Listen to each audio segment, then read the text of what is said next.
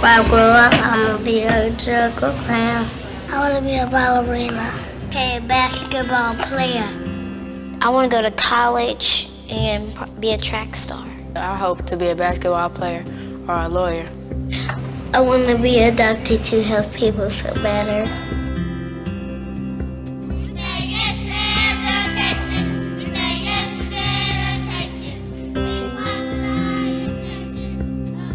Believing in children's dreams, taking them and launching them into reality is Christamore House. For 100 years it has done that, using education as a foundation, building vision on dedication, creating motivation from belief, hope, hard work, and change. For 100 years, this community center on Indianapolis's west side has been a foundation for families in the Hawville neighborhood. Christamore House began in 1905 as a venture of faith. It was Indianapolis's first settlement house, a roll-up-your-sleeves place dedicated to educating and bettering the lives of women and children. 100 years later, it's still in the business of changing lives and giving hope so children can dream and realize their dreams. Children like Christamore. I come from a home where, both my parents were drug addicts, and you can say I raised myself. And I would look at my parents, and I just knew that wasn't the way life was supposed to be. Crystal is one of those Christamore House success stories. Her dream was to become a nurse. Now she is. And she credits the Christamore House Guild scholarships with seeding her dreams and determination with hope. If we don't help each other, things won't get better. You know what I mean? In any type of situation. I believe everybody should show love towards one another and just help each other. And so I wanted to be in a field that was conveyed, that love and caring and compassion. And that's what nursing is to me. No matter how hard it is, you need somebody to say that they care, and that's what Christamore does for people. And that's what they did for me. They showed me that they cared. Christamore cares. They may not get it at home. They don't have that support at home. So just to know that somebody does care, I think gives them the courage to take that step. You don't have to be afraid to walk down the street. You don't have to watch your back all the time. You know what I mean? They give you hope that it doesn't have to stay like that. And maybe that's their secret, is that they give hope.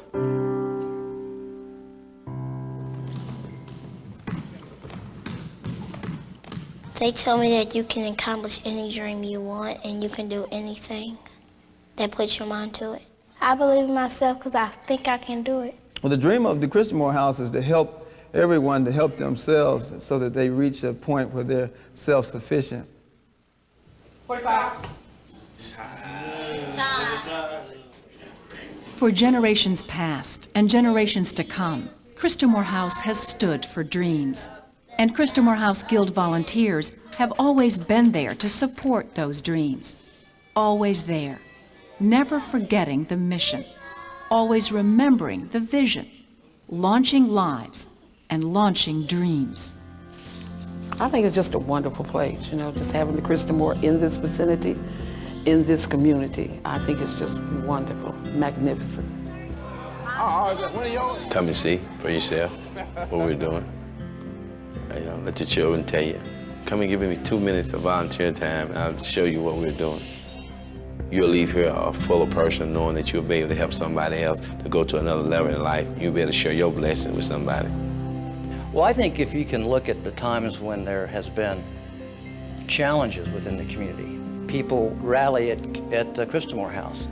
We like to support Christamore House because we know when we give $1 or $10 or $10,000 that it makes a difference. It makes a difference for the Christamore House, but more importantly for the people they serve. The future is here at Christamore House. Be a part of our next 100 years. We say yes to education. We say yes to dedication. We climb to the highest station of new spiritual motivation.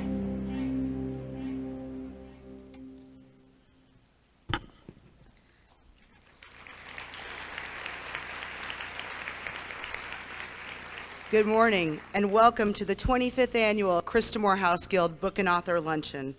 I'm Linda Goki, this year's Guild President. I want to thank Regions Bank for the video that you just saw. They were our sponsor, and thanks to Steve and Becky Shank as well. Thank you. I'd also like to recognize Dionne Willis of Lee Willis Communications for her time and energy that she spent on this project. I hope after watching the video that you're all engaged to tell others about the Christamore House and what it does and all of its programs.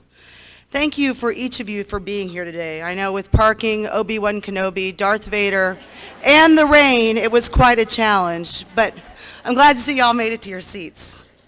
Your presence here helps us sustain our mission in raising funds for the Christamore House.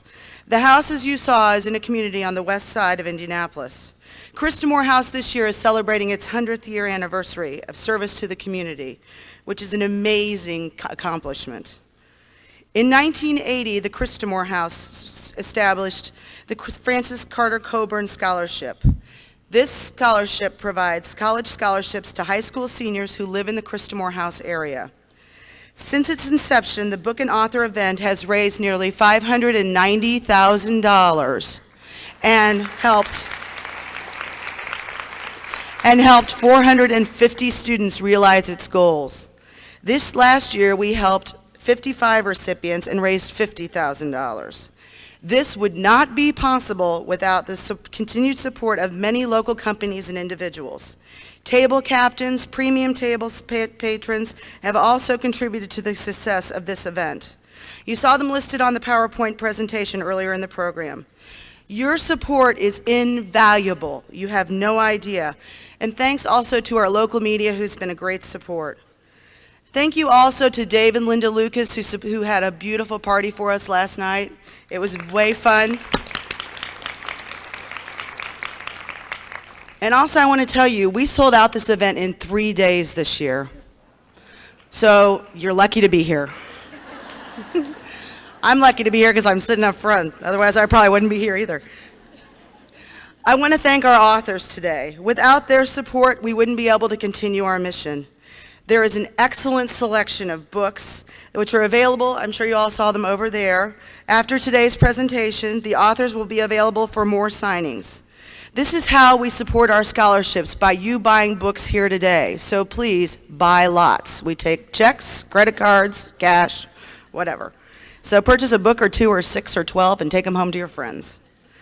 I'd also like to thank the ladies who made this possible today. The co-chairs for this event are Libby Miller and Jamie Nakumaran. These ladies have worked tirelessly along with their committee, and they've done an amazing job to make it today a success. I think we need to give them a round of applause.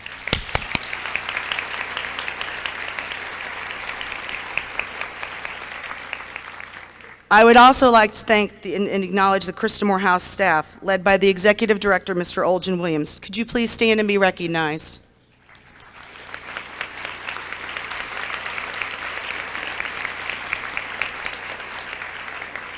Those people you saw standing make it happen every day at the Christamore House.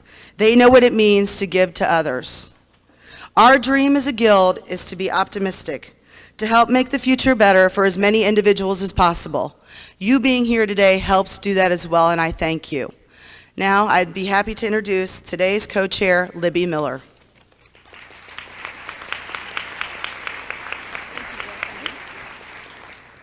Thank you, Linda, and thank you, my co-chair, Jamie. Jamie and I welcome you to the Christamore House Guild's 25th Anniversary Book and Author Luncheon. Before we get started, I would like to applaud our fabulous committee and offer them our heartfelt thanks. Because of all of your hard work, we are thrilled to have a sellout crowd here today. So please, everyone on this year's Book and Author Committee, please stand now so we can pay tribute and thank you.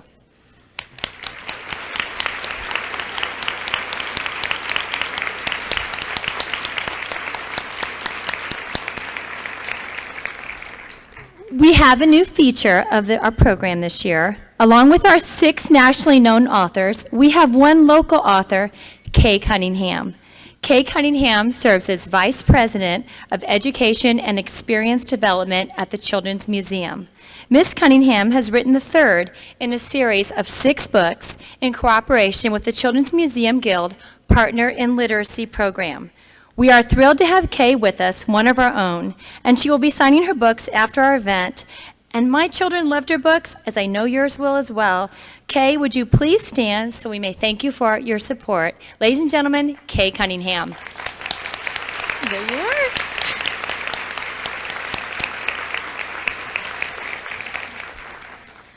The motto of the Christamore House is people helping themselves. And this year's 2005 recipient of the Francis Carter Coburn Scholarship is why we are here today, because we feel so strongly in the importance of this event.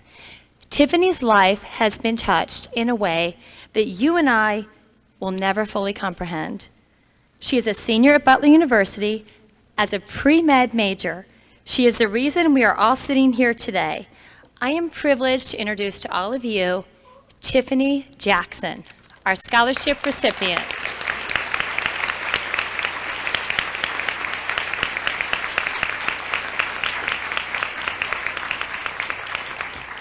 Thank you. It's truly an honor to be here. I'm actually a freshman at Butler University, but I will be a senior one day. I just want to first give thanks to God, who is just truly the head of my life, the reason that I'm here today, and thank all of you for your contribution, for letting it be possible that, I have a scholarship at Butler, because it's very expensive, and allowing me to focus on my future rather than my finances, and it's very important. A quote from the Bible kind of let me know about giving generously. It says, "You will be made rich in every way, so that you can be generous on every occasion, and through us, your generosity will result in thanksgiving to God." I just am sincerely thankful, and I don't know how much I can say it. It does make a difference, no matter how much you give, whether it's $1, $10, $10,000, it really does make a difference. A fellow scholar, Brittany Smiley, we were just speaking about how the money comes in right on time to help with books, which are incredibly expensive, and I had no idea, being a freshman, how expensive books are, so it's really been a help. One of my friends and my fellow chemistry student, she was kicked out of school because she couldn't afford the tuition at Butler. She actually came to class, and they told her she had to leave because she didn't have enough money to fund the rest of the semester. I just thank all of you for contributing to myself and fellow scholars, so that will not happen to us. Every little bit helps, and it allows us to focus on our plans, and we're just so thankful. And I speak for every scholar, every future scholar. Your work does make a difference. Every little bit helps, so thank you very much.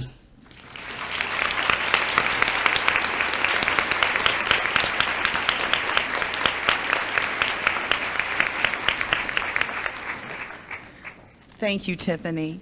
I hope all of you are as impressed with Tiffany's accomplishments as I am. Congratulations, Tiffany. Which brings me to the envelopes on your tables.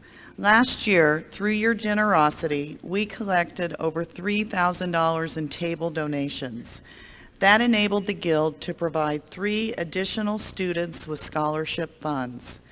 The Guild certainly appreciates all you have already done, but please consider an additional donation. Thank you for your support.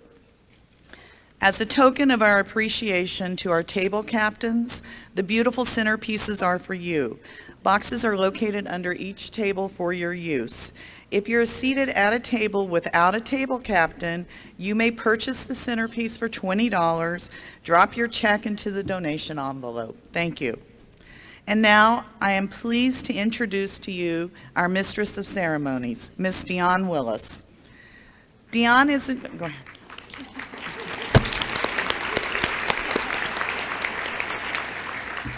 Dion is a graduate of the University of Chicago and the University of Missouri. She has co-authored a journalism textbook, numerous magazine articles, and is a 5-time Emmy Award winner. For 14 years, Dion was the news anchor at WRTV 6 Evening News here in Indianapolis. In 2001, Dion co-founded, along with her husband, Mr. Clyde Lee, Lee Willis Communications, a media relations firm. Active in many community volunteer efforts, Dion is a friend and ardent supporter of the Christamore House, where she serves on its board, and the Guild. Since 1990, Dion has managed to delight us with her captivating author introductions and book synopses. Please welcome Dion Willis.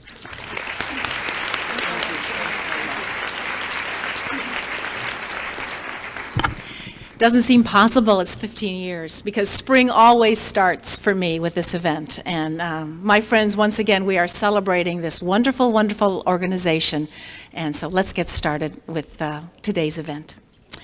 I took a walk with a friend on the Monon this week, and we were talking about changes. And she said, "I don't think much of myself, but I'm all I think about." And I thought, yeah, we are all in the midst of changes, whether we think about it or not. And that's why this year's Christamore books are such a hit. They hit the mark. All of them have heroines who face change and face challenges. Together, I think all these heroines could teach a graduate course in Machiavellian lying, in malice, and in deception and intrigue, and all of those are good vices to have in your hip pocket when you need them. In shrewdness and in smarts, in marriage survival skills and change, in chutzpah and courage, in denial, in wiliness and winsomeness, and when all else fails, just plain luck. Through these women, you will find real answers to life's big questions, or wickedly delicious diversions from life's big questions. And either way, as with Snow White's mirror, you'll see women you recognize and learn from, and you'll also see little bits of yourself. Well, bits of the bloody past are alive as the people who inhabit the world of Mary Higgins Clark's latest thriller, No Place Like Home. Thomas Wolfe said it first, that you never can go back home again. And Mary Higgins Clark's 24th thriller proves that in new and chilling ways. The home front for her becomes the crime scene. As the queen of suspense, as you know, she's had plenty of practice and success. Her worldwide bestsellers have now sold 80 million copies in the US alone. We read Mary Higgins Clark, I think, because we have an insatiable love affair with her plots and with her characters. I can't tell you how many people came up to me at the airport 2 weeks ago when I was lugging and brandishing No Place Like Home, asking me, how is this one? Well, she piles on the suspense, she tightens the noose, she racks up the corpses, and she foils the best laid plans, just what we want. I relish her version of the 7 deadly sins: blackmail, murder, lying, revenge, greed, deception, and self-denial. She fools me, of course, every time. And this time was no exception, but I took a little consolation in that it was the reporter in this story who finally puts all the evidence together. So, now the New Jersey town that her heroine inhabits is not for the faint of heart. It is the town where little Lizzie killed her mother, and where now truth becomes a quagmire of lies and rumors and agendas and rewritten history. Everyone dabbles in smoke and mirror, and everyone plays the 2005 version of I've Got a Secret. In this book, a traumatized child becomes a wife and a mother, and she must summon courage and clarity from within her, and she must also bury the past as she comes to understand it. The queen of suspense is in her element, and in this heart of darkness, you can't ask for a better guide, here and back. Well, I'm sure her daughter would agree, especially with the guide aspect. Carol Higgins Clark is another of our honored authors this morning. She is also an actress who's appeared in films and theater and television. She's recorded her own books on tape. She comes by the writing of thrillers honestly and with impeccable DNA, having co-authored 3 national bestsellers with her mother, The Christmas Thief, He Sees You When You're Sleeping, and Deck the Halls. Burned is the 8th in the series of her best-selling mysteries surrounding an LA-based private detective called Reagan Riley. In previous literary incarnations, she's been jinxed, fleeced, iced, snagged, and decked. So as you can see, she's experienced and durable. She's beautiful as well. She has guts and stamina, a handsome fiancé, is relentlessly ingenious and totally likable. But in Burned, she gets to outwit an East Coast snowstorm and solve a series of mysteries in Hawaii. There are a host of suspicious, quirky, smarmy, and sardonic characters who take the helm and drive the plot and make you laugh at the same time. I think that's one of the most delicious things about Carol Higgins Clark, that no character is ever allowed to take herself or himself too seriously for too long. There's also a comforting and refreshingly catty judgment about characters who simply deserve it, and none of us can ever resist that. So basically, when I get into my next scrape, I want Reagan Riley as a friend, or at least someone I can call to my rescue, because she is straight up, she's intrepid, she needs no sleep, and she's wonderfully cheerful, brainy, workaholic with a heart of gold. So please welcome our two authors extraordinary, mother and daughter, Mary Higgins Clark and Carol Higgins Clark, today.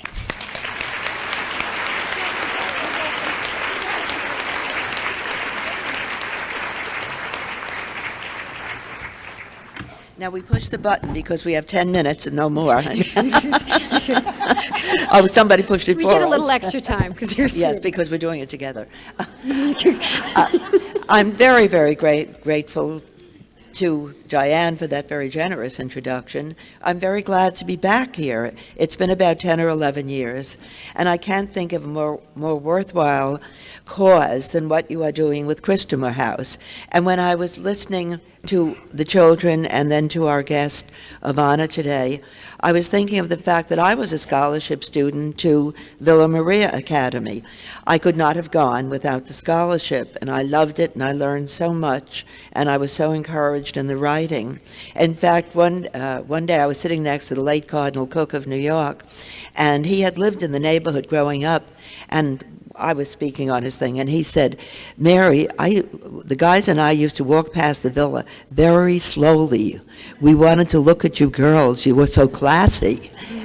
And I said, Your Eminence, I could not have set foot beyond those gates if it weren't for a scholarship. So anyhow, here we are. Say hello, Carol. Okay, Mom. Do what your mother tells you. Hello, everyone. It's great to be here. I was here 7 years ago in 1998, and the time has gone fast. It's great to be back with you all. And we were going to talk a little bit about where we get our ideas, how we started writing. You started before me, so I'll let you go. Oh, okay. People have the question that almost universally is asked of writers is, when did you decide to be a writer? And the answer for me is, it was decided for me. From the time I was 6 years old, I was scribbling poems, I was writing little skits and making my brothers perform in them. And I mean, it was just there, it was always there. But I firmly believe that the legendary godmothers come to our cradles when we are born, and they leave their gifts. Now, the one who might have given me the voice of an angel did not show up. All through school, all I ever heard was, Miss Higgins, learn the words, move your lips, but for the love of God, don't sing. I was never much of a dancer. I was always kind of the last one the boys asked, because I don't have a sense of rhythm. What was the other thing that didn't come? Sewing. Oh, yes, sewing. The girls told me that the hems of their school uniforms were scotch taped, and that's entirely true. And no one ever begged an invitation to my dinner table. But the one godmother who came said, you will be a storyteller. And I'm glad she's the one who showed up. Now, Carol got it a little bit later in a different way. Well, actually, my mother had been sending out her first short story for 6 years and had gotten 40 rejection slips. And when she was 7 months pregnant with me, she got that acceptance letter that she'd sold this short story for $100 to a magazine somewhere here in the Midwest. So I think I felt the excitement in the womb back then. And the heroine's name was Carol. That's how I got my name. But I grew up with her writing at the kitchen table, and it was 30 years ago when her first book was coming out, Where Are the Children, in 1975. I was home from college, and she had to get her second book into her agent and didn't know how she was going to get it done because it was before computers. So I sat down while she was at work and retyped her book for her. But being her child, I took notes on what I thought needed to be changed, of course. And I did that for a number of her books. I got out of college and was pursuing an acting career, and I learned so much from doing that. In her book, Loves Music, Loves to Dance, she had a girl who was trying to figure out who killed her friend through the personal ads in New York City. So my mother has the girl going on dates around New York, and I was typing it, and she had a guy inviting her to go to Rumpelmeyer's for brunch. That's where you bring little kids for ice cream sodas. So I said, Mom, if a guy invited you to Rumpelmeyer's, he'd be worse than a serial killer. So I changed all the bars in the book, and People magazine said, Clark offers a well-informed tour of New York singles haunts. So that's how I learned what it was to write a book. And someone said to me, you should try writing. So I came up with Reagan Riley, and the publisher said, make her mother a mystery writer. And I said, okay. And I wrote my first book, which was a murder on a cruise ship. And my mother came up with the title, Decked. And then I wrote my second book, which was a murder at a pantyhose convention. So I said, well, if that's decked, this has to be snagged. So that's how I got started. And just a little more of that, Carol's publisher said, she'd make your mother a mystery writer, or make Reagan's mother. And she said, okay, at that time I was a widow. She said, she's not going to be a widow. And what will the father do then? He'll have a string of funeral homes. And Carol, why don't you tell the story of that, the funeral director, we named that after. Well, we just had this family lore. When my father died, he was only 45, and my grandmother died the same night. There were two funeral parlors in town. One was successful and one was struggling. And my father knew how sick he was and he was going to die soon, and they had gone to a wake at the successful home. And he said to my mother, don't bring me here, I just don't like this place. And so when he died, she brought him to Paul Becker's home, and after that, his business really picked up. And so whenever he'd see my mother, he'd come running up to her and say, Mary, how can I ever thank you? Your grief was the turning point in my career. So, and we'd see him out to dinner, and he'd be waving at us, smiling. We'd say, we all feel fine, and then he sent over a round of drinks, and my brother said, make mine a stiff one, put mine on ice. So I said, I've got to use this in my book, so I made Reagan's father a funeral director. And one other thing about what I learned about writing from my mother is years ago I got a letter from a guy who wanted to be my butler, and I didn't have an ad out that I needed a butler. And he turned out to be a nut, because it was the time my mother married my stepfather, and they had an article in People magazine, Mary Higgins Clark marrying John Conheeney from Ridgewood. So this guy called information, and he got my stepbrother's house. And he said, I wrote her a letter and I wanted to be her butler. I haven't heard back from her. And he said, okay, I'll take the message. He called back the next day. What about that butler job? He kept calling. So that's good for a writer, that you meet these nuts, because it gives you ideas. And I thought I'd use a butler school in the book. So I was over in London shortly thereafter, and I called the guy who had the most famous butler school, and I said, could I pay to audit some classes? I'd really like to learn about butler schools, because I'm going to use it in my next book. And he started screaming at me. He said, no, you can't. People try and copy me all the time, and they're dreadful, and they always fail, and blah, blah, blah, blah, blah, blah. And he finally hung up on me. And that's when I took my mother's first piece of advice about writing, which is, if someone's mean to you, make them a victim in your next book. So everybody thinks she's so nice. She's really nice. Well, my first writing course, right after I was married to Carol's father, I said, I have to learn how to be a writer. It was burning, yearning, and churning inside me. And you need to know the craft of writing. So in Manhattan, I went down to NYU, and I took a short story writing course. And I always advise people to do that, who say, I know I can write, I know I can, I just don't know quite where to start. You learn the craft of writing.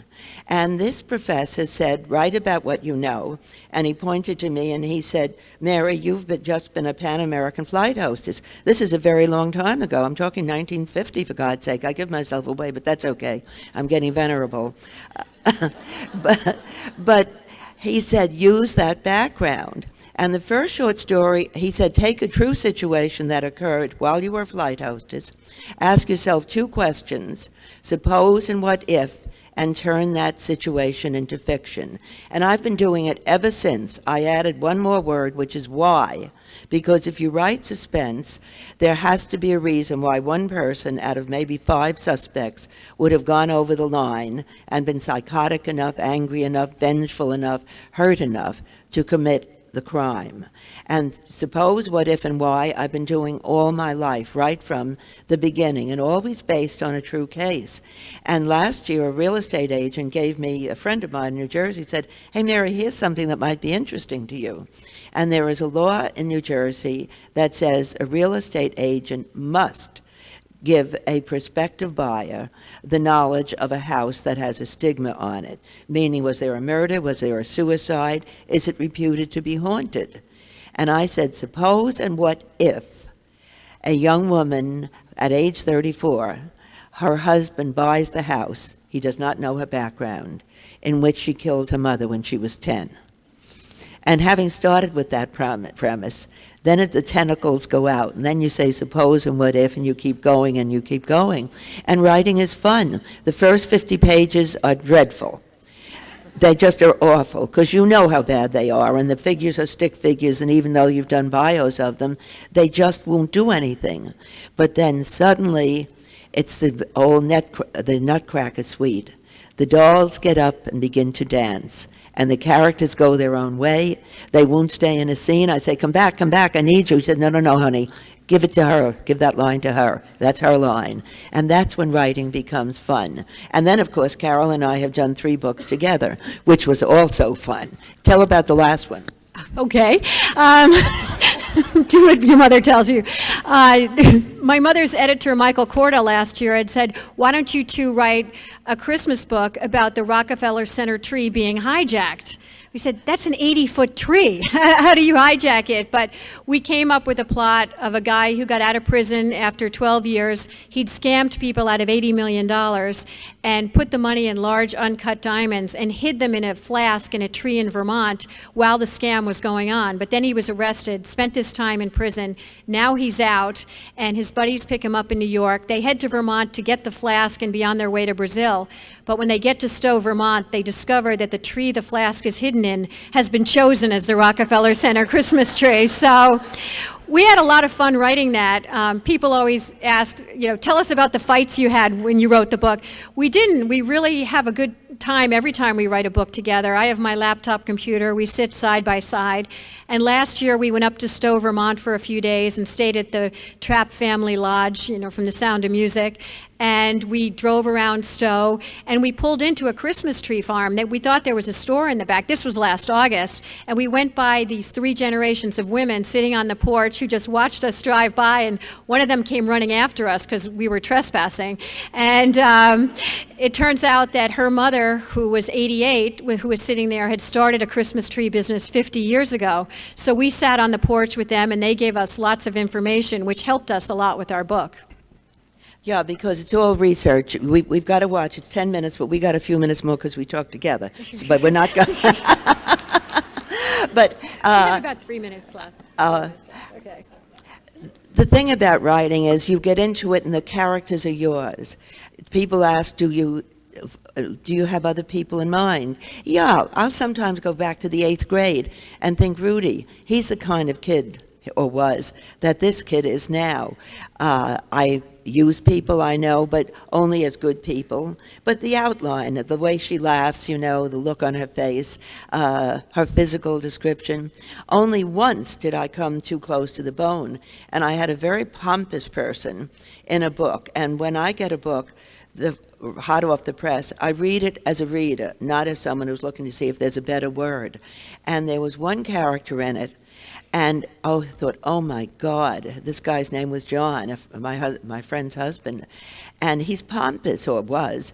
And I said, you can't miss him. You just can't miss him. I was sweating blood. And she called 2 days later and said, Mary, we have the new book. I said, yes. She said, that character, and she named him, and I just thought, what shall I say? She said, John and I know so many people just like him. I said, thank you, God, blank you, God. I will never come that close again. A quick word about your book. And then Okay. we're off. Right.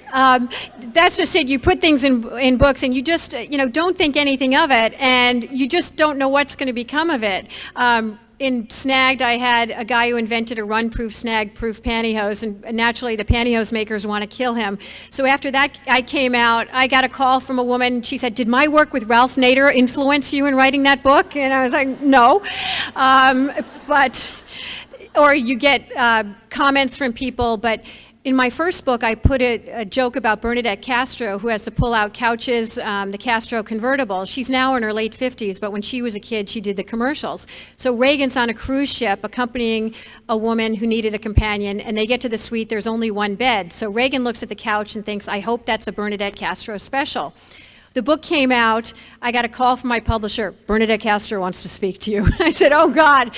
Well, she got a big kick out of it. A friend of hers had read it and given it to her, and she said, I want to send this to Imus. Do you know who he is? And I said, yes. Well, she said, he can be terrible. Well, she sent it to him, he made fun of me, and the last thing he said was, if this book becomes a bestseller, I'm going to eat a Castro convertible.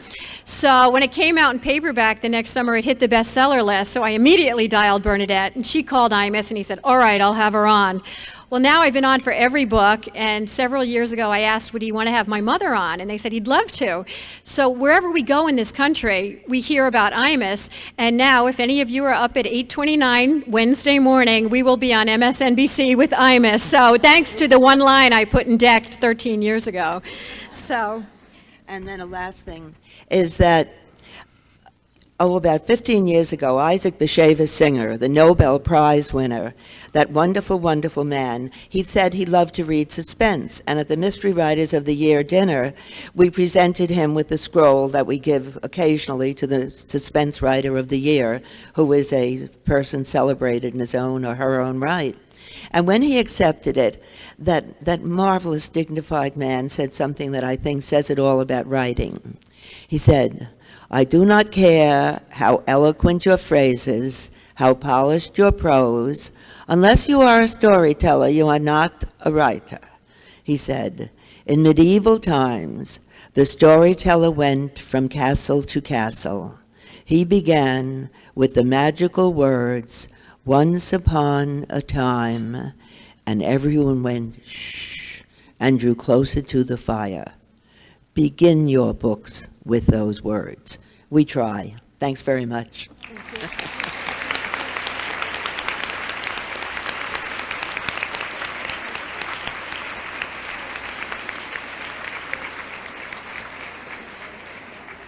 Thank you both for those joint true confessions. Now we'll switch gears. Our childhood not only shapes us, it defines and haunts us. In The Effects of Life, Miranda Beverly-Whittemore sheds light on the past, revisiting the childhood of two sisters, young girls who are captured in time in the black and white precision of 8x10 negatives. They are also little girls who are victims of that capturing. Moments of their childhood are strung like beads along the thin line of time. The photographic proof is proof of two things. The proof of being fully alive in the moment when that shutter clicks, and proof that people invest what they see with a sort of toxic Rorschach, made up of their own prejudices and beliefs. There are the grays of betrayal and the blacks and whites of hot-button issues like pornography versus photography. Finding love, redemption, hope, and forgiveness. Those too are the effects of light.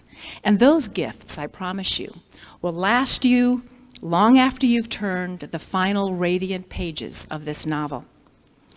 I think you'll find it interesting, as I did, that Miranda Beverly-Whittemore is the daughter of two academics who lived for a while in West Africa. She's a Phi Beta Kappa Vassar graduate who worked for the 92nd Street Y's Unterberg Poetry Center. She's also been a figurative model for a number of internationally known photographers. This is Miranda Beverly-Whittemore's debut novel.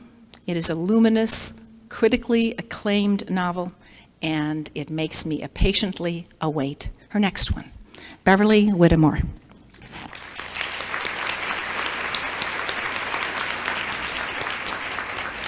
Hello.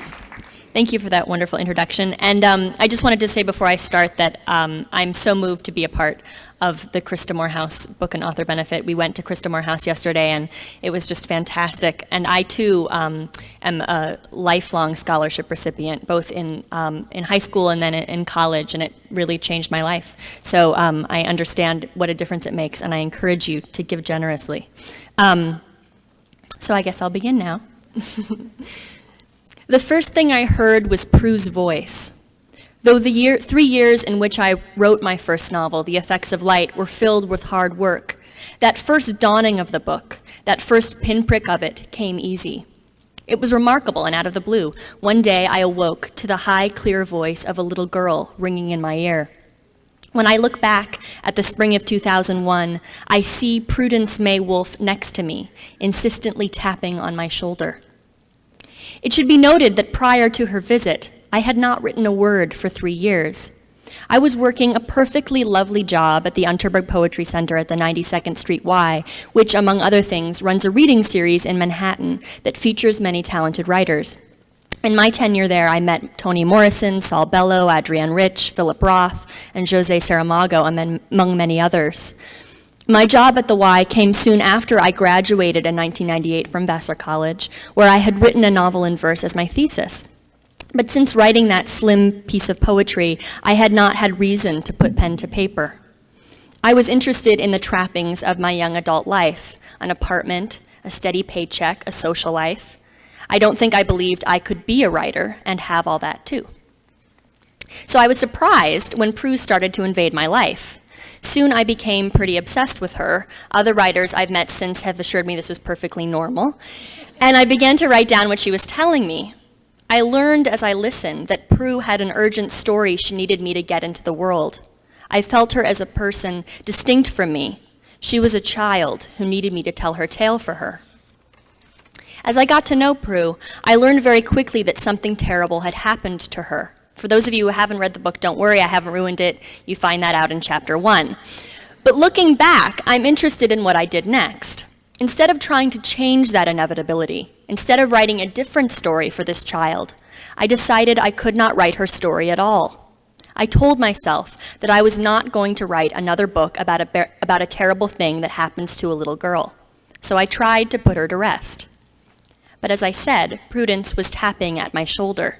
She showed up in dreams, she whispered in my ear, she asked me questions. And as I tried to ignore her, I started to see that it was not simply Prue's story I was being asked to tell. Over her shoulder, I saw Mila Rose Wolfe, her elder sister, left behind by the tragedy of Prue's death. I heard the voice of David, their idealistic, widowed professor of a father. And I saw the photographs made by Ruth, the artist who turned her camera's lens onto the rich, imaginative life of the Wolfe sisters. I saw that these photographs were integral in the life of this family, that they enriched and challenged the lives of the girls. And I also saw the sadness that these photographs set into motion. Now, as a subject of fine arts photographs myself, I believe that Americans have a wrong-headed fear of the body. In our Puritan society, we have an almost impossible time separating nudity and sexuality. I believe that photographs like the ones taken of Mila and Prue, conceived in innocence and depicting children as they are important and good. But I wondered, would I still believe that if the worst possible thing imaginable happened because such photographs existed? Would the death of a child change my mind? As you can see, ignoring Prue's voice had the opposite effect on me than the one I'd planned. Suddenly, I was waist deep in this other world, in this other family, in their central dilemma, and the only way to get back to myself was to write. It was bliss and it was torture. Writing a book is not all glory. It's not even glorious often. Everyone speaking here today can assure you of that. The small bit of glory I felt in writing have been in the most private of moments, and even then, it is a very lonely craft. And it's funny that I've chosen this job. As a child and teenager, I was a fiercely committed actor who loved the theater. Sure, I loved the thrum of Shakespeare's language, and I adored the soaring terror of stepping on stage, but what I loved most of all was the community of it. As I wrote The Effects of Light, I'd look up occasionally and wonder what the heck I was doing alone in a room hearing voices. Sure, it felt like a community, but all these people I was talking to and working with every day actually lived inside my head. Did that make me clinically insane? Some days I wasn't so sure. I had no idea what was normal. My family and friends were great, but I had not pursued my MFA and did not have the support network that such graduate programs provide. I didn't even know what I was going to do with the book when I was done with it. I just knew that it needed out. I did my research, got an agent, worked with her on 2 major revisions, one of which added in Samuel, the adult Mila's love interest. And before I knew it, we had sold it to Warner Books, where I began to work with a fantastic editor intrigued by the philosophical ideas in the novel. Rick, my editor, was just what I needed. Someone who challenged and questioned me, was tough in a way that I respond to, and dangled just the right amount of praise before questioning me all over again. 2 more revisions and a lot of sweat later, I hoped The Effects of Light was a book of ideas. I always knew I'd been writing to figure out what I believed about the photographs, but I also realized I was trying to write about something much bigger, art and its meaning, its necessity in human life. And then the big ideas were lost into the black hole of bureaucracy. We entered the practical and decidedly unglamorous phase of the publishing process, copy editing, cover design, author photo. By this point, I'd read the book what felt like about 4,000 times, and I was wiped.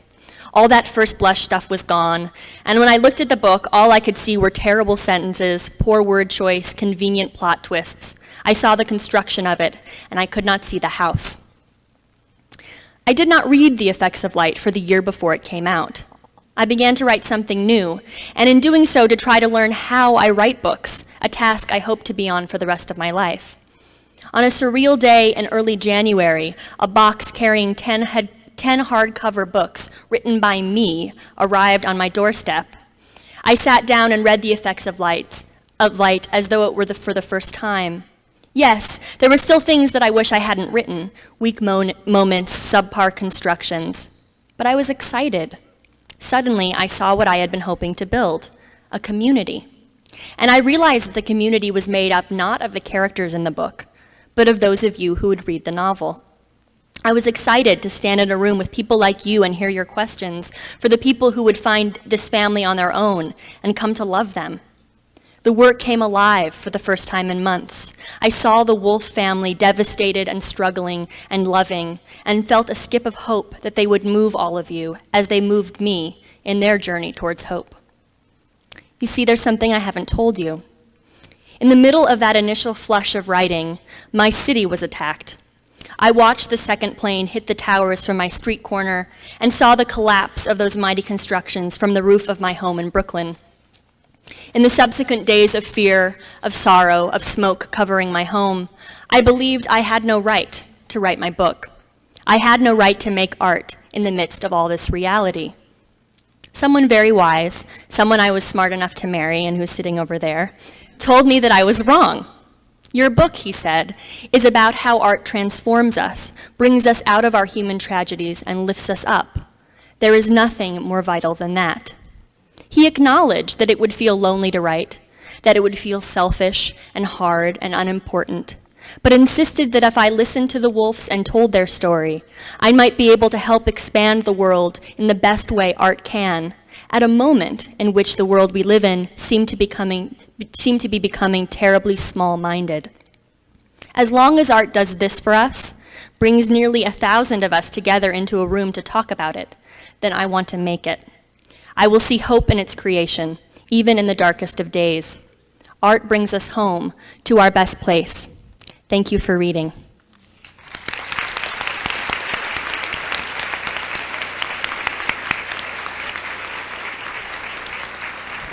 That was lovely, thank you. We're glad that you listened to the voice of Prue, and we want to let you know that the bliss and the torture was worth it. Thank you. There are times when marriage is a blood sport. And you know, a no-win game with few rules or no rules, or in the case of Phil Doran in The Reluctant Tuscan, new rules. As most of us know in this room, no husband will ever really write or rewrite those new rules. but occasionally he may think he is because we let him. Now, already I have been 1,000 times more serious than any sentence in Phil Doran's rollicking, witty, true fish-out-of-water story. If you are having a rotten or even a mediocre day, or if you are questioning whether your life is unfair or bewildering or unreasonable or nonsensical, then self-medicate with this literary Prozac of choice.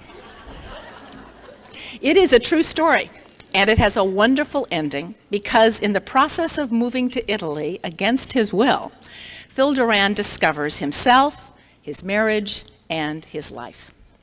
Now, that takes two rare commodities, courage and a sense of humor, and maybe three. It also takes a deep love for his wife, and you will enjoy how she operates. In fact, I would like to meet her before the afternoon is out. Midway through his real-life account of his Don Quixote-style travails, Phil Doran, the reluctant Tuscan who discovers his inner Tuscan, has an epiphany. He gets the new rules. In fact, he likes them. After creating an award-winning string of successful TV sitcoms such as The Bob Newhart Show, Who's the Boss, Sanford and Son, Too Close for Comfort, he has a meltdown. He leaves Hollywood kicking and screaming, moves into a tumble-down 300-year-old Tuscan farmhouse to please his wife, and helps her circumnavigate the mind-boggling world of Italian laws, bureaucracy, and even curses. There's a resolution to this story, and it's not about the house. It's about the home, and home is where the heart is. This author has a big heart, and I can't wait to hear him. Phil Doran.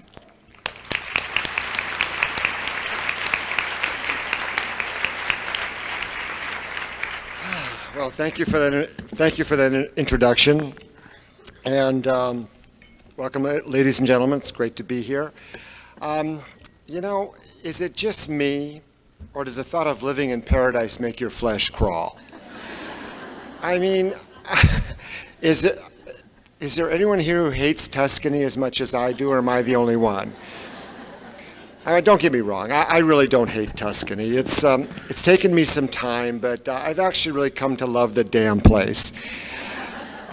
Because why not? It's the greatest place on the planet. So many of you have been there, you've traveled, you've had friends who've gone there, and it's lovely, it's gorgeous, it's green. Well, you know all that, the food and everything.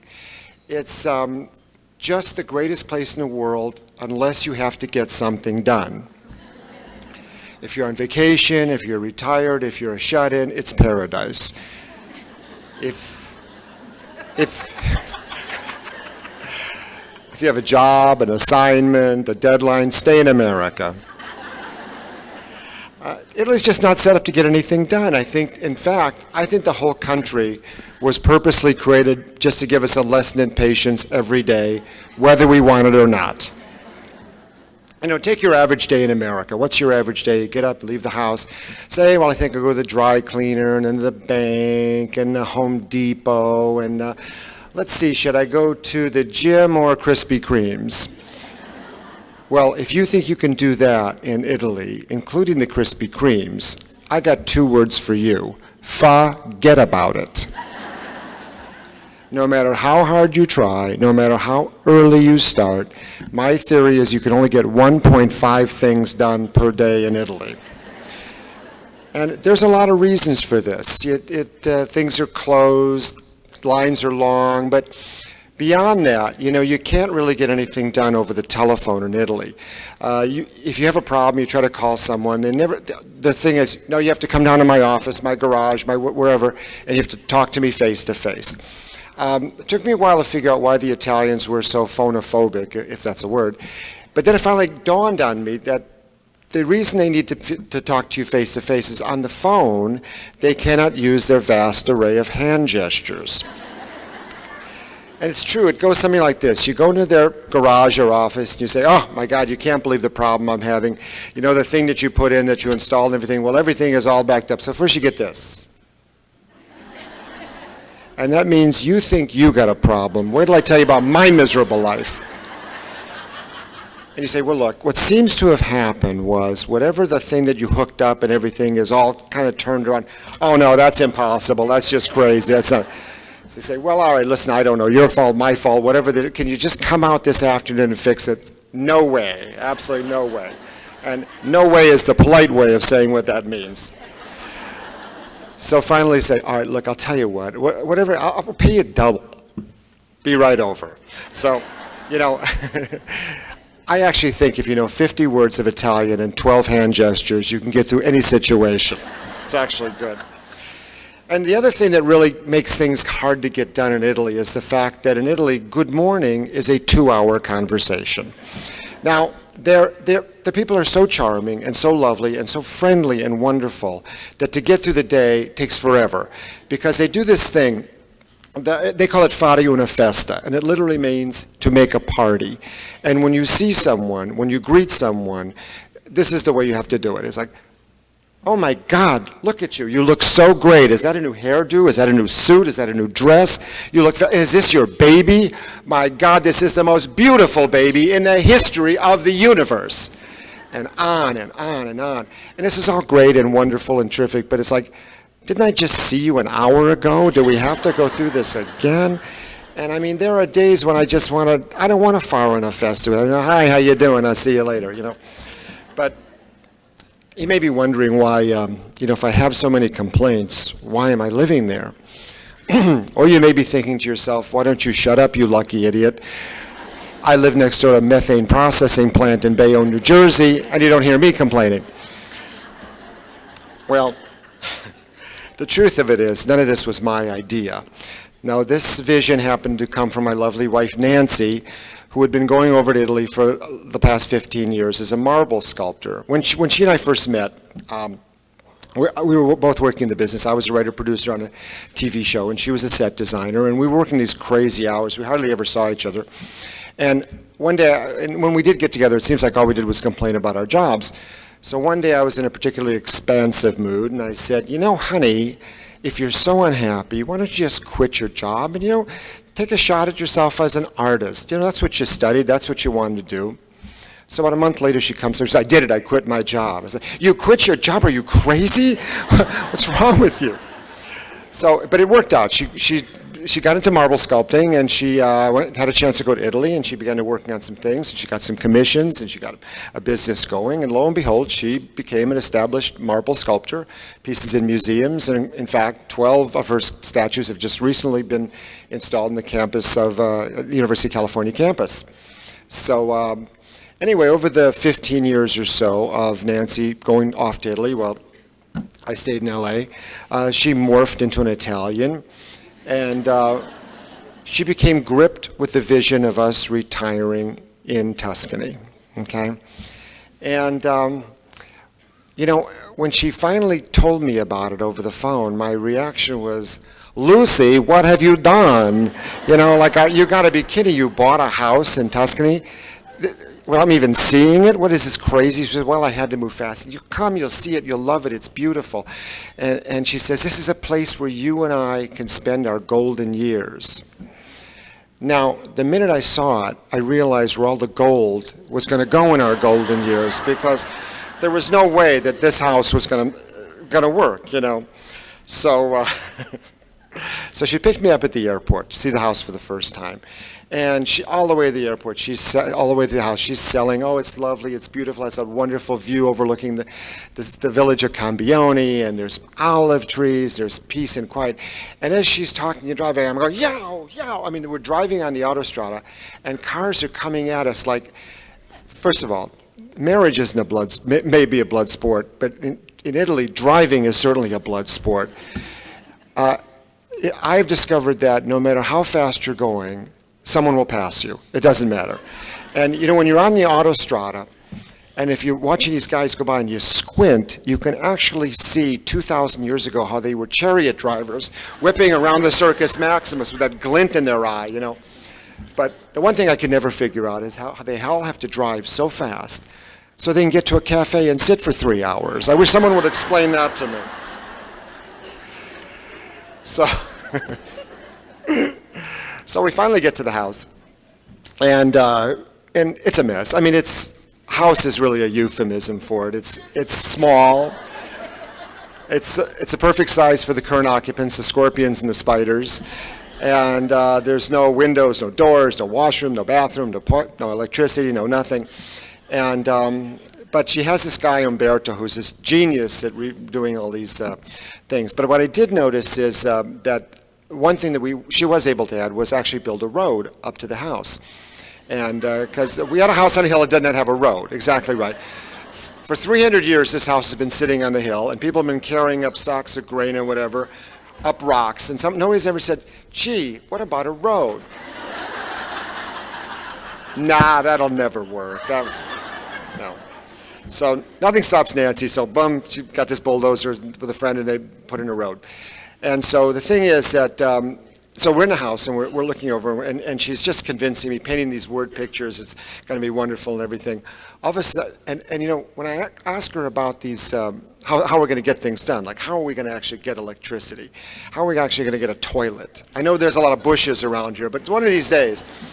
So, you know, when you ask an Italian a question they don't want to answer, what they say is, bo.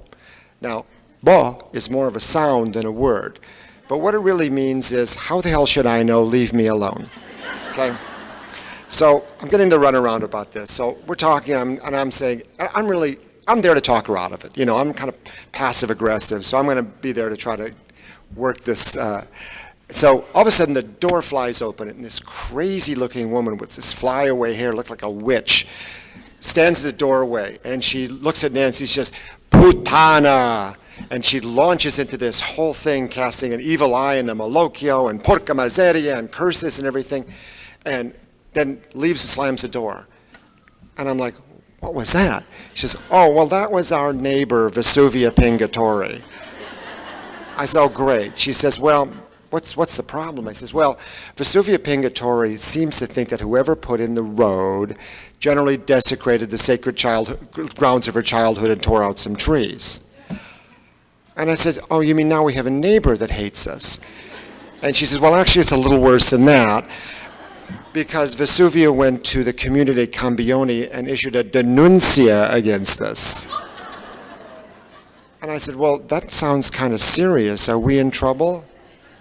Bo. Well, we were clearly in the soup, and it wasn't minestrone, I assure you.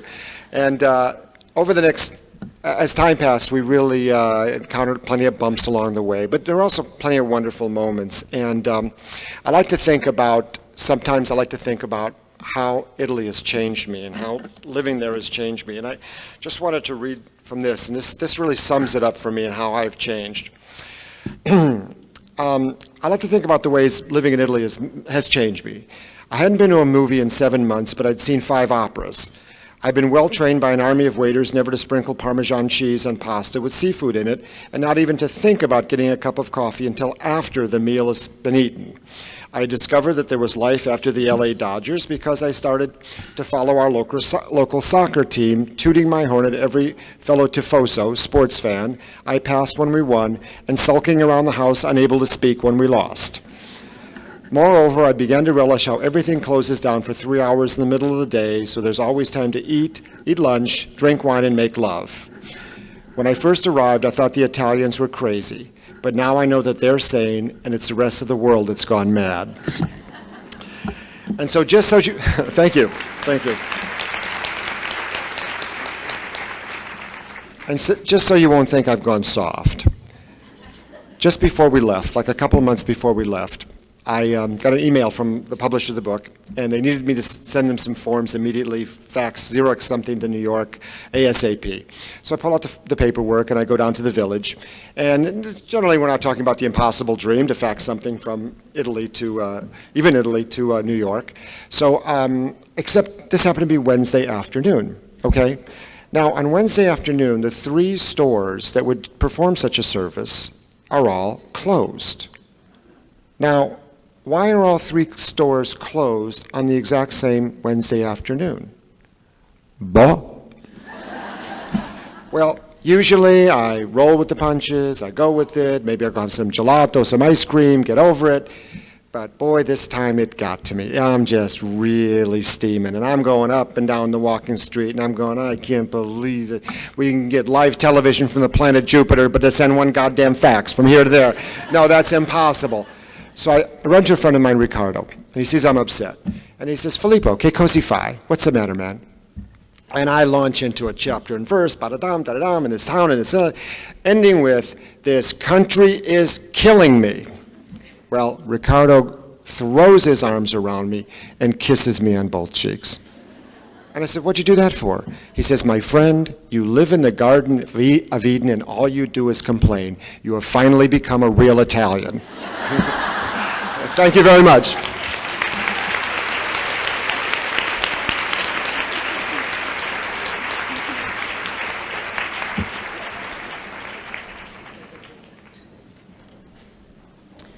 Well, I feel better. I don't know about you. And I don't feel sorry for you. And I'm waiting for the sequel. The very first line in Joan Gould's wise, uncompromising, illuminating book, Spinning Straw into Gold, is a question. It is, so what is your favorite fairy tale?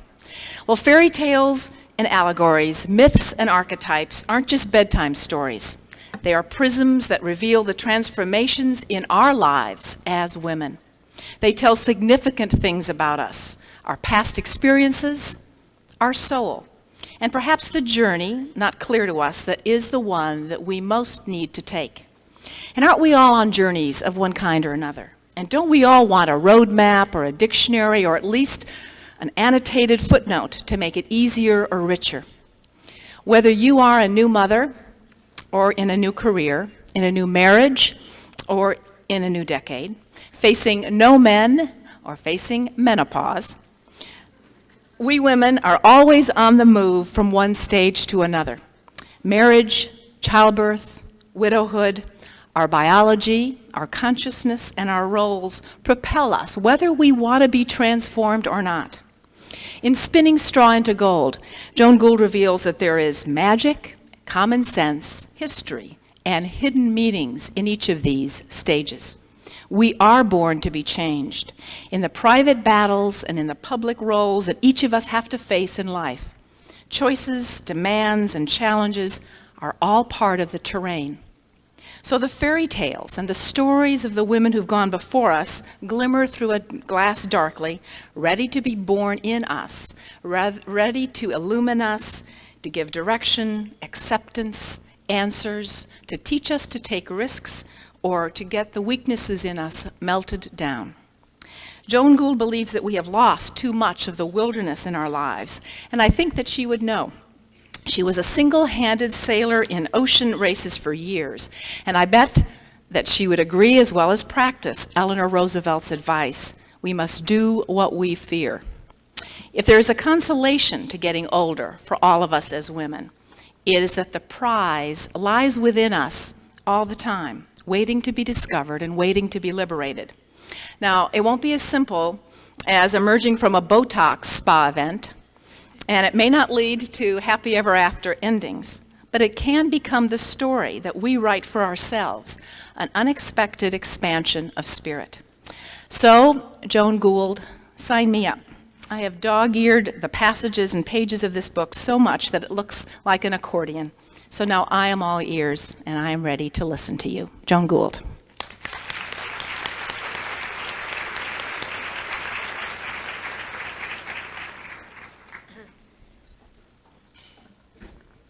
Thank you so much, Diane, for such a beautiful introduction, and I'll be enchanted to send you a brand new copy of the book.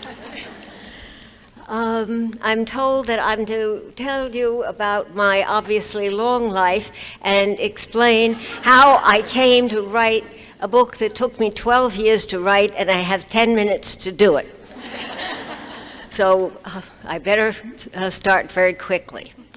My story begins such a long time ago that I have to start, as Mary advised, once upon a time, which seems appropriate enough if you're going to talk about fairy tales. Well, once upon a time, and we won't mention dates, I was a 16-year-old freshman at college taking freshman English. and there was a prize awarded every year by the college for the best freshman English paper. Need I tell you that I was desperate to win this prize? So I went to see my advisor, and I told him that I had an idea.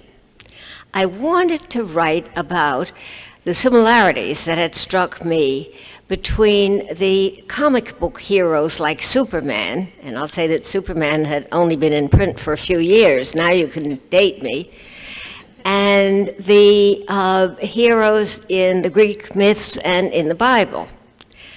For example, we all remember that Superman is born on the planet Krypton, which is just about to explode. So his parents put him into a tiny rocket ship that looks like a cradle. They launch him into space. The ship travels all through the reaches of space until it gets to the planet Earth. And there it lies by the side of the road till Mr. and Mrs. Kent come along and open it and name the baby Clark. And that struck me as quite similar to the story of the infant Moses, who was supposed to be killed by the Pharaoh's soldiers. But his family put him into a little boat and floated him down the Nile, until they came to the place where the daughter of the Pharaoh was bathing. And she opened the little boat and took the infant out and raised him as her own. I was very proud of myself. The professor said, "Miss Gould, this will not do. This is not literary enough. Why don't you write about Virginia Woolf instead?" Well, I was either stupid enough or stubborn enough or both to stay with my idea. And I wrote that paper. And do you know what happened? He was right. The prize went to a girl who wrote about Virginia Woolf. But I guess I had to get even, and the idea did stick with me that old stories, legends, myths, fairy tales, have something of value, or they don't last through the centuries and even through the millennia. After I left college, I wrote for a number of magazines. I was married, I had children. But I even wrote 2 personal romance columns, so if you have any love questions left over, I'll hold hours afterwards. But it was my 10-year-old son who made me give it up by informing me that I knew nothing about the subject. But I didn't take any of this very seriously. Then my husband died, leaving me at the age of 50 with a 10-year-old child, and I thought no future. For 2 years, I went into what I could only call a state of sleep. I'm talking about emotional sleep, intellectual sleep, not physical. And during that time, I didn't write a word. But at the end of that time, something new awoke in me, and I began to write in a completely different voice. That experience taught me something about a special kind of energy, which I think is very female, the deep creative energy of sleep. And it helped me to understand the stories, for example, of Sleeping Beauty and Snow White, and what is really happening while we think that they are wasting time. This whole sleep is just one of the forms of transformations that I discuss in the book. Transformation is what really interests me, the turning points in our lives. At one level, the book is about fairy tales. But at another level, it is about our real lives today in the modern world, and how we can understand them better if we see them through the lens of fairy tales and myths. As Diane has told you, the first sentence in the book is, "What is your favorite fairy tale?" If you really look inside yourself for that answer and you begin to discuss it, you will understand a good deal more about yourself or about someone else if you have asked the question. Not without a conniving sense, I suggest that it's a good book for any kind of group or book club because we all reveal ourselves to one another in this discussion. It's a form of consciousness experience. But if you ask 10 women, why is Cinderella their favorite story, you get 10 entirely different answers. It's the aspect that you focus on that counts. For a lot of women, it is the evil, jealous stepsisters. And in our own lives, they don't have to be biological sisters, of course. They can be classmates or supposed friends. They're the ones always prepared to tell us what's wrong with us. It's a strange thing. I've never met any woman who thought that she was the top dog, that she was the highly desirable one who could criticize the others. We were all Cinderella, apparently, down in the ashes. The other day, I was watching television and I saw an older woman, even by my standards. And she was telling a story that when she was 17 years old, she became a model in a dress house. And all the other models were older, and they were happy to tell her that she was too tall, she was too skinny, she was too awkward, she would never make a decent model. She took this very much to heart. The only remarkable thing about her pain is that her name at that time was Betty Persky. Today, we know her as Lauren Bacall. So apparently it happens to all of us. Another point in the Cinderella story is the transformation which comes about at the wonderful moment when she discovers that she really is worthy of love. She does indeed have a future. She sees herself in her ball gown and she recognizes for the first time that this is who she really is. That is the real climax of the story, not the moment when the glass slipper fits her foot. She always knew it would. But to discover what has been latent in you from the beginning, but has been hidden, that is the true magic, both in fairy tales and in our real lives. By the way, speaking of Cinderella, I find it fascinating to see how the nature of the transformer has changed.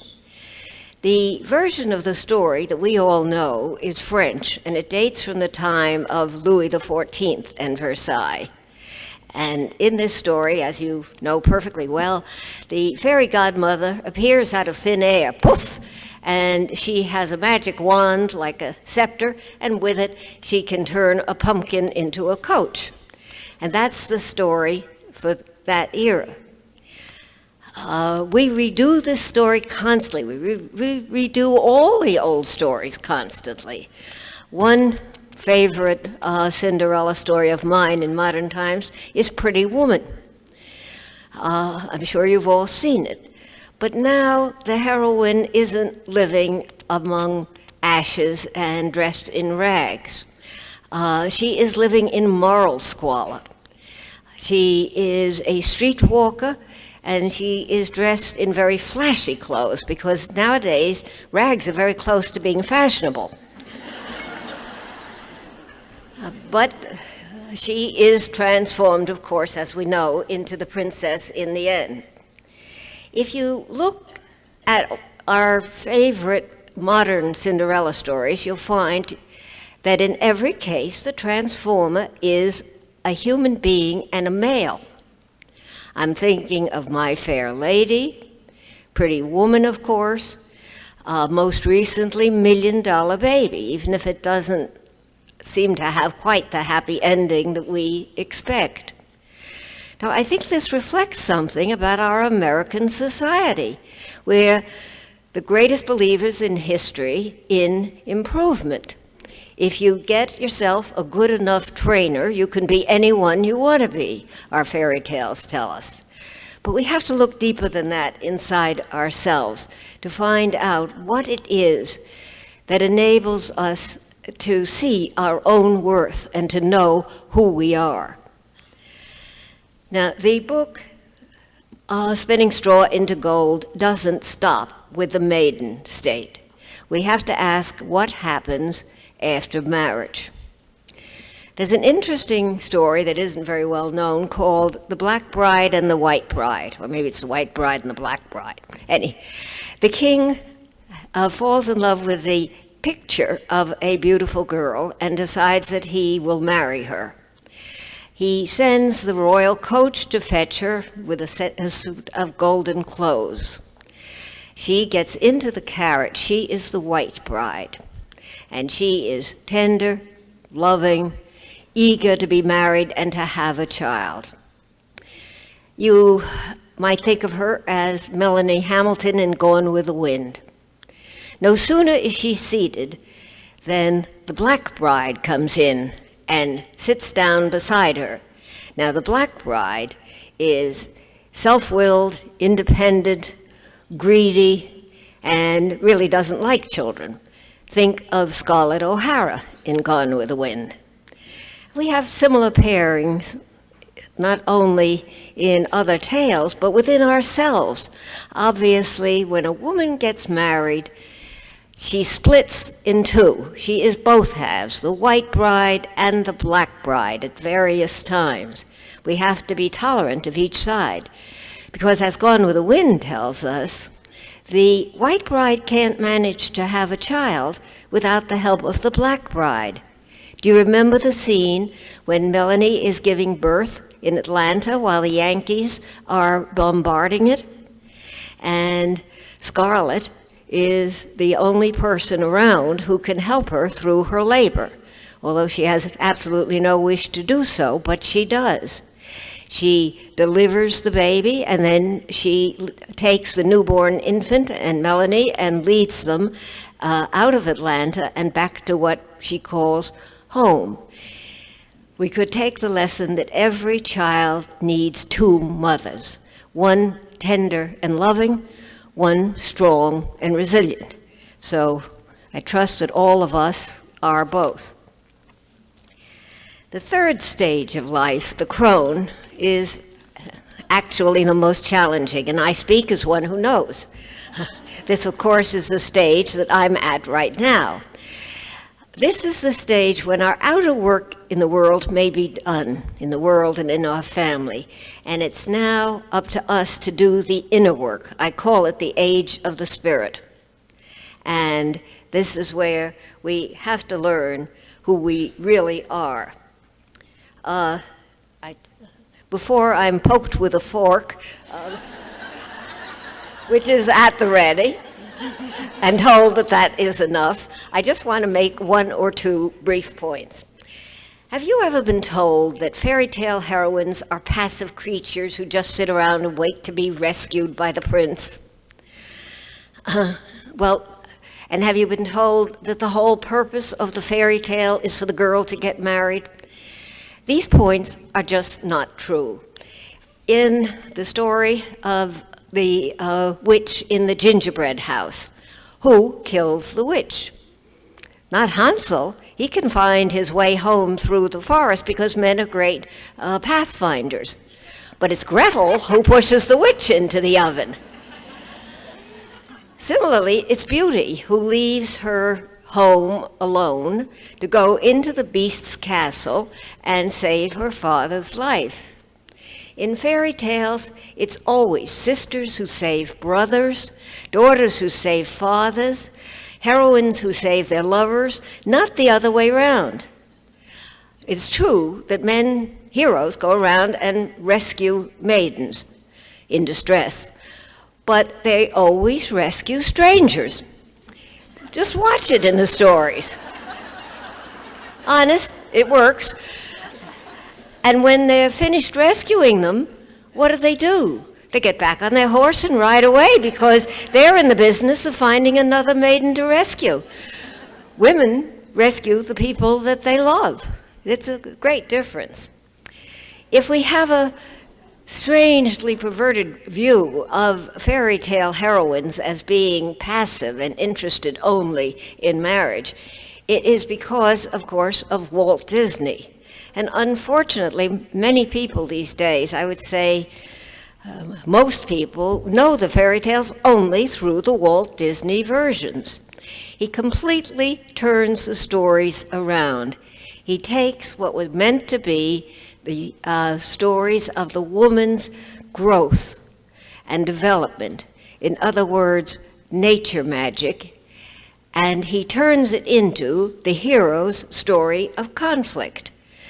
The hero is always fighting the witch who turns into a dragon or a monster, as in The Little Mermaid, and it is up to him to save the heroine.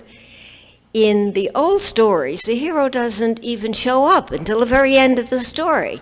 And we all know that he's not a real person. He's a symbol of the fact that she's now mature and ready to move on in life, whether she marries or not. In effect, he's a graduation present. We should all get such a graduation present. But in the Walt Disney movies, from the very first reel, the attention is focused on the hero, and the heroine is left to sit and sing, "Someday my prince will come. And since I like you so much, I won't sing to you." In other words, if you want your daughters and your granddaughters to be strong as well as desirable, you really should be careful and read them the old stories in the versions by Grimm and Perrault and so on. Well, fairy tales have been passing on women's wisdom for hundreds or even thousands of years. So I am nothing but the latest link in a very long chain.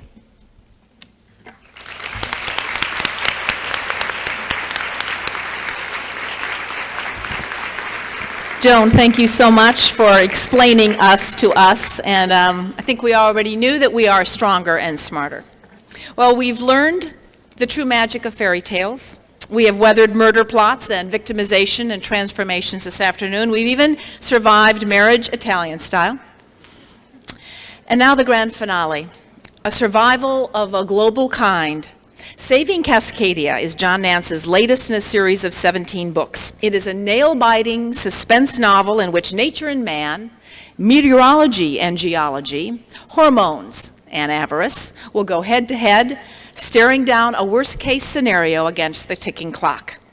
It is also an intricately woven plot in which developers, Native Americans, scientists, politicians, pilots, engineers, and a cast of others all get a voice. John Nance choreographs shifting tectonic plates, microquakes, low visibility, gale force winds, tsunamis, love, and greed into a tight Gordian knot of problems facing a seismologist and his girlfriend, a medical evacuation pilot. It is a cautionary tale also, though, of how development can trigger gargantuan forces of nature and set in motion a domino effect. You will find, as I did, to paraphrase Mary Poppins, and like Joan, I like you too much to sing, so I will say it, that a little fiction makes the science lessons go down in a most delightful way. Well, now, John Nance has plenty of experience and in high-pressure situations, and he certainly knows of what he writes. I'm sure you recognize him, the aviation analyst for ABC News, also a frequent contributor on Good Morning America. He is a decorated pilot. He is a veteran of both Vietnam and Operations Desert Storm and Desert Shield, and he also serves as a lieutenant colonel in the Air Force Reserve. Once again, we are pleased to welcome John Nance to Indianapolis.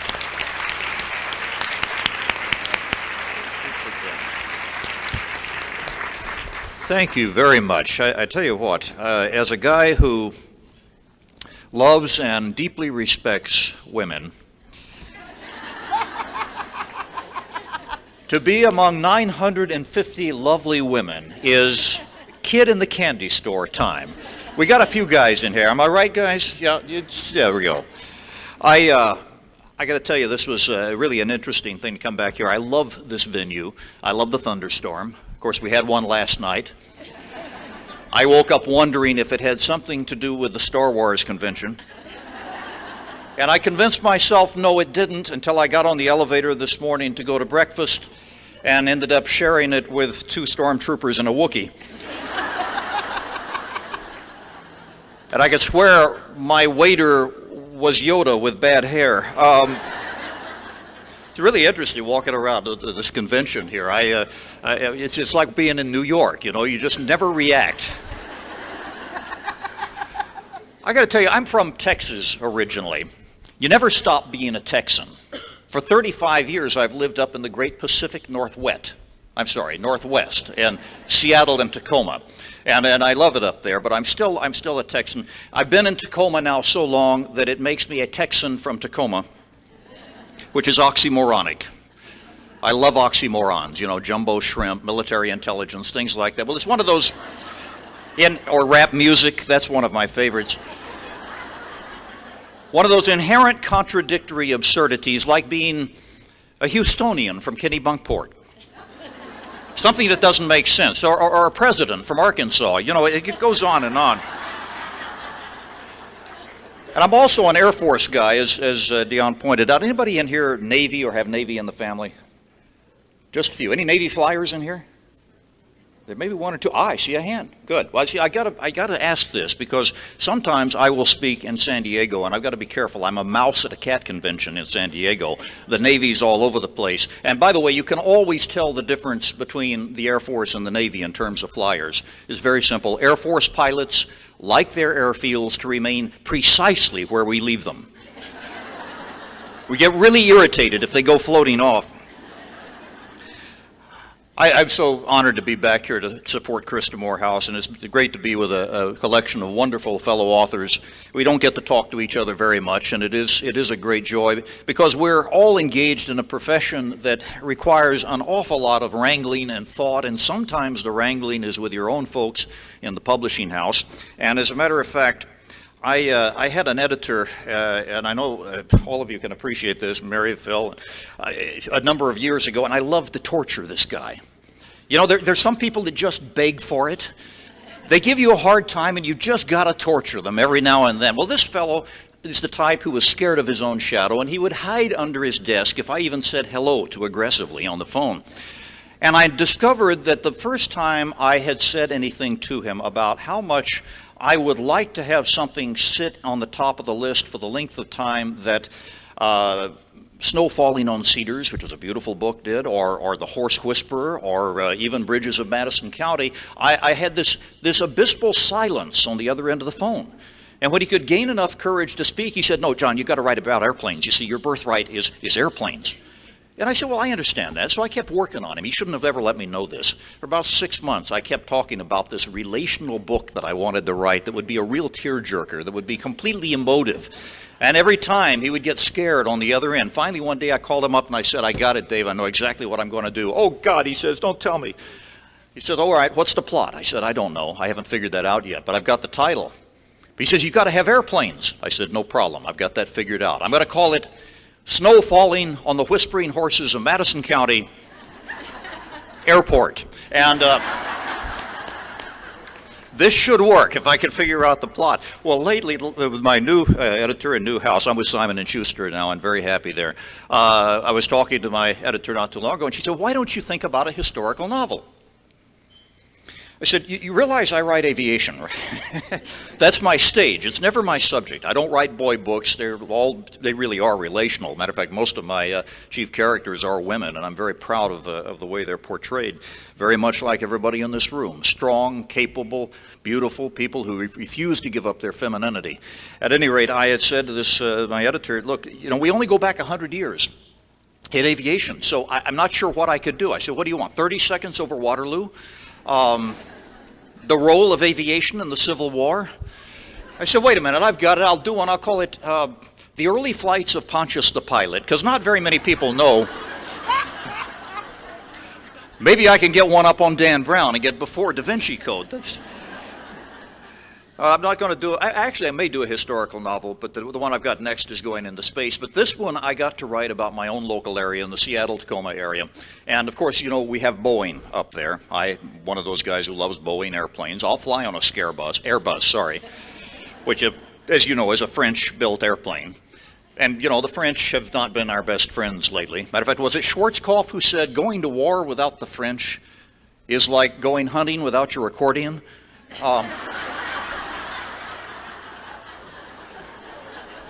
They are better drivers than the Italians, so I'll give them that. But I get to write books about things that I want to write about when I can put it in. And I did a book on earthquakes many years ago, and I'm living in Earthquake Central up there, so I decided to put that together. But my chief character in this book is a lady I really, really care about. She has spent 10 years as a nurse. She was an Army helicopter pilot, but she's got a problem because she's got a dad who's a bit of a dinosaur. His name is Sven Lindstrom, and Sven has created this helicopter company. It's the type of company that we depend on being there. We don't support them nationally, but we should. They come and get you on the freeway if you've had a terrible accident. We need to get you to the hospital fast.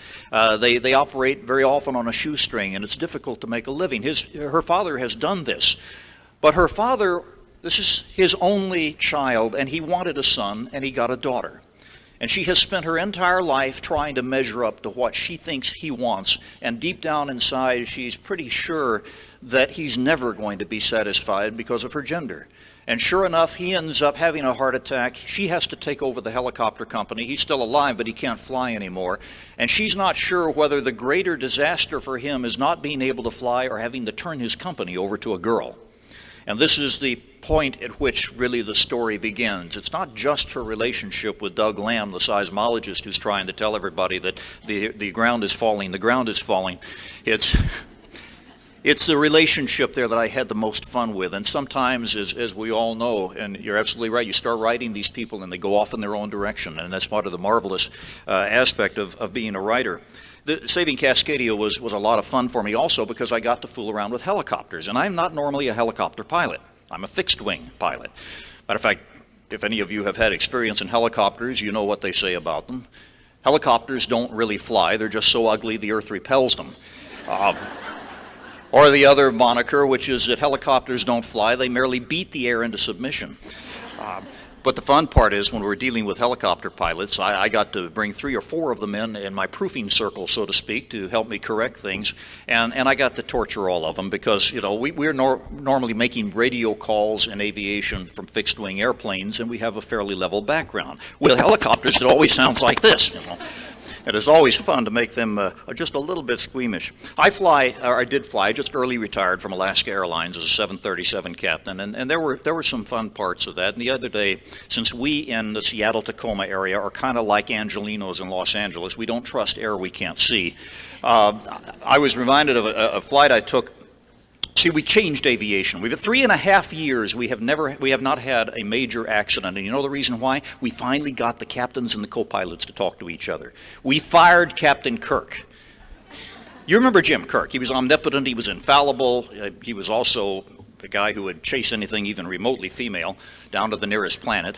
Well, you remember, green woman, an android, female android, made no difference to Kirk. That was our model for an airline captain, the omnipotent, infallible commander who did not need to listen to anybody, and we had intimidated co-pilots. We've changed that completely. Well, one day, a number of years ago, before I hung it up, flying down to Los Angeles in a 737, I'm captain, and I've got another captain in the right seat, and I figured if there is anyone who does not need any remedial training on talking to me when something needs to be said, it's this guy. Because we've had to put all our co-pilots through this type of training, as well as the captains, that we are going to be on a level playing field, and we are not ruling by democracy, but we need to use all our intellect.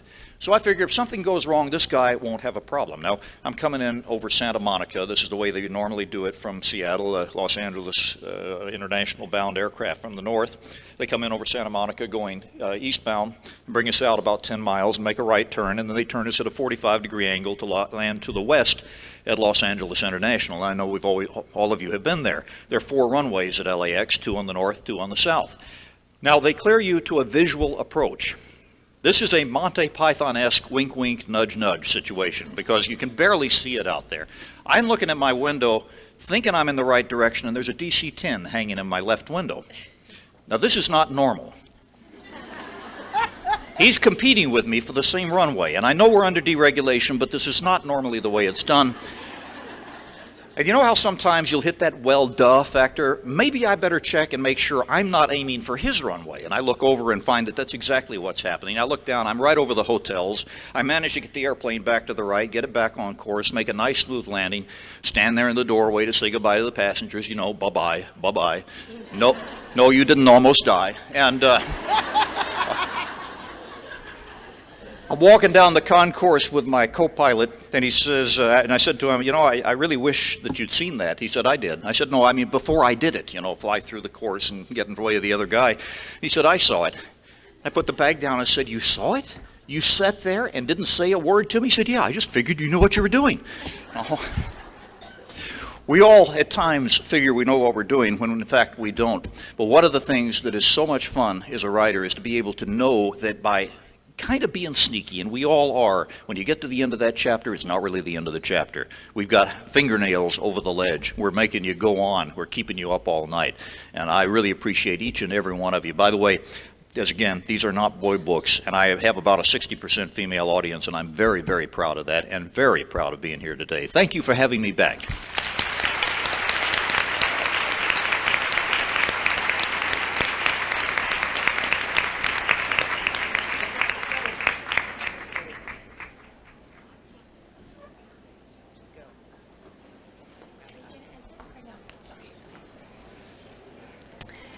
The authors will be signing for about another 15-20 minutes, so get in line, and if you haven't purchased a book, you can do so.